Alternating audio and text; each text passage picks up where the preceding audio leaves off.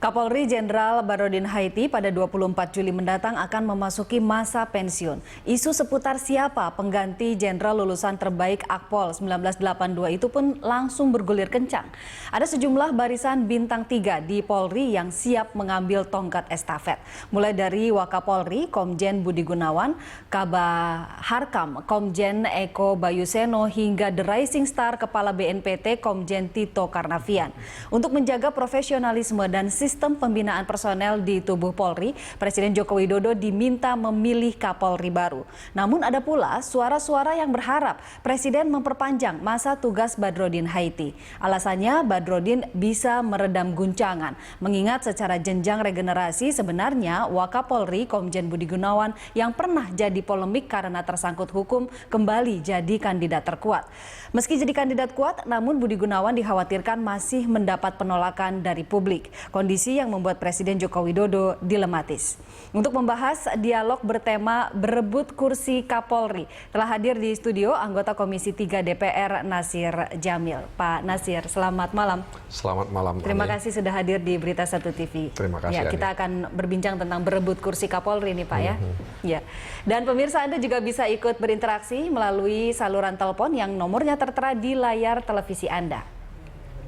Sebelum kita berbincang, ada informasi sedikit pemirsa. Mendagri yang juga Wakil Ketua Kompolnas Cahyokumolo menegaskan hingga saat ini Wanjakti Polri belum mengajukan nama calon pengganti Kapolri Badrodin Haiti.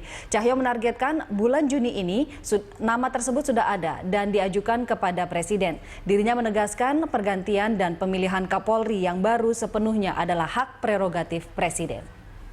Belum. Bagaimana Bapak Menko Polhukam sampaikan bahwa mudah-mudahan bulan Juni ini menunggu Wanjakti dari Mabes Polri, Kompolnas juga akan menyampaikan beberapa nama sebagai bahan pertimbangan kepada Bapak Presiden. Itu aja.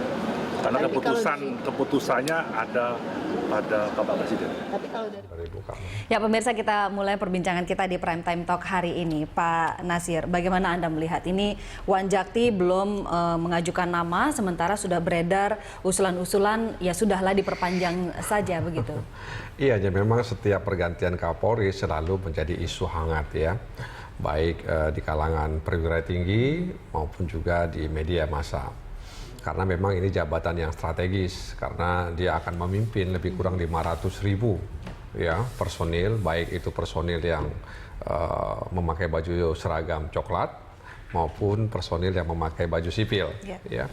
Nah karena jabatannya strategis dan dia juga punya fungsi yang sangat strategis, maka wajar kalau kemudian isu-isu hangat menjelang pergantian Kapolri itu mencuat ya ke permukaan. Nah, persoalannya memang saya melihat Presiden juga belum, ya artinya masih bergeming ya soal Kapolri ini, sehingga belum ada pernyataan Presiden yang saya dengar atau yang saya lihat atau yang saya baca terkait dengan soal pengganti Badrodin Haiti tadi itu. Meskipun ada suara-suara memang ingin menambah atau memperpanjang, ya tentu saya sering mengatakan kalau regulasinya aman, kalau kemudian publik juga aman, ya tentu Presiden bisa mempertimbangkan apakah dia memperpanjang atau mencari Kapolri baru pengganti Badrodin. Tapi amankah secara regulasi untuk memperpanjang masa jabatan? Ya, memang karena di Undang-Undang Nomor 2 Tahun 2002 tentang Kepolisian Republik Indonesia tidak secara eksplisit menyebutkan pergantian Kapolri atau perpanjangan Kapolri maksud saya, karena di dalam undang-undang itu di dalam pasal 11 ayat 1 hanya ada pemberhentian dan pengangkatan, tidak ada perpanjangan.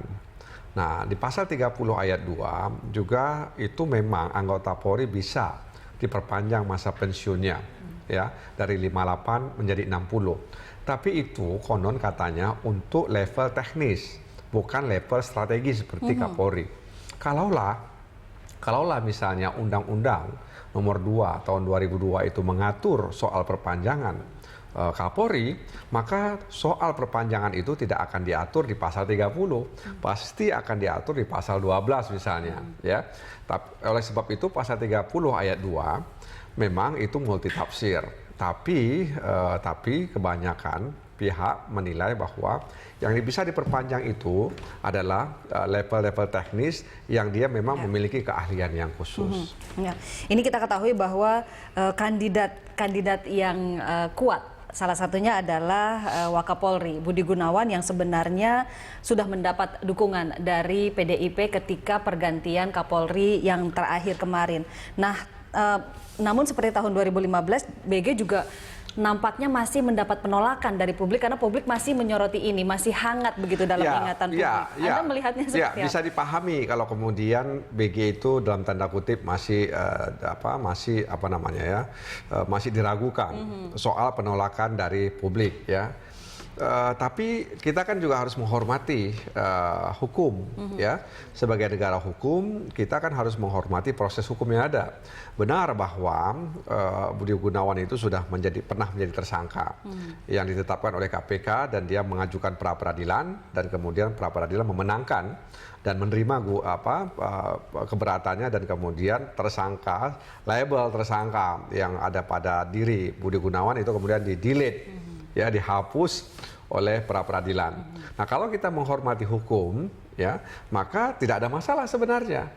Publik juga harus menghormati proses hukum ini. Ya, tentu publik, ya, tentu bisa saja ya orang pro dan kontra. Orang pro dan kontra lalu melakukan mobilisasi. Tidak bisa dilakukan media massa dalam arti media massa cetak. Dia bisa melakukan media sosial yang tidak kalah dahsyatnya. Dan ini tentu ya sah-sah saja. Tinggal presiden sebagai user melihat dia sudah selesai secara hukum, tinggal barangkali secara opini publik, nah itu yang harus dipertimbangkan. Kalau menurut saya, ya tentu saja mana yang ada dipilih, kemampuan Budi Gunawan ya untuk memimpin kepolisian atau mengikuti suara publik tadi itu. Nah, jadi tinggal presiden sedang memilih yang mana akan dia pilih. Menurut Anda pertimbangan yang paling realistis, minim benturan untuk Presiden Jokowi seperti apa?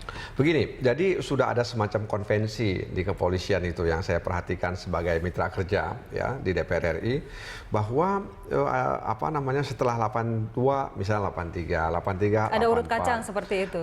Itu semacam konvensi yang tidak tertulis. Jadi dan masing-masing angkatan itu kepingin ada salah satu anggotanya yang menjadi Kapolri. Itu sebabnya kemudian setiap angkatan itu ada lulusan terbaik. 82 Pak Barodin Haiti sebagai lulusan terbaik. 83 juga ada, 84 juga ada. Ya, jadi semua angkatan itu memiliki lulusan terbaik dan biasanya lulusan terbaik di Akpol atau Akmil waktu itu berpeluang menjadi Kapolri.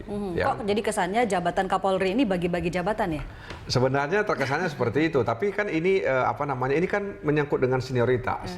Jadi memang nggak bisa dipungkiri bahwa di Korps TNI, kemudian di Korps Polisi yang namanya senioritas itu meskipun bukanlah syarat utama, tapi itu menjadi penting ya karena dia akan mengatur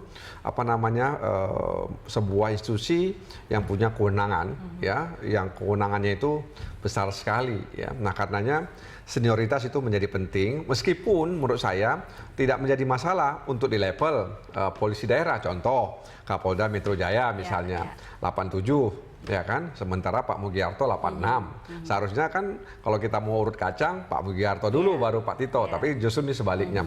Untuk level Polda barangkali tidak ada masalah. Tapi untuk Kapolri harus dipertimbangkan. Tapi untuk Polri, Mabes Polri ya, atau jabatan Kapolri ini memang harus menjadi pertimbangan. Ya, baik. Saya harus jeda dulu sejenak Pak Nasir, kita akan lanjutkan perbincangan di segmen berikutnya. Pemirsa, jangan kemana-mana, Prime Time Talk akan kembali.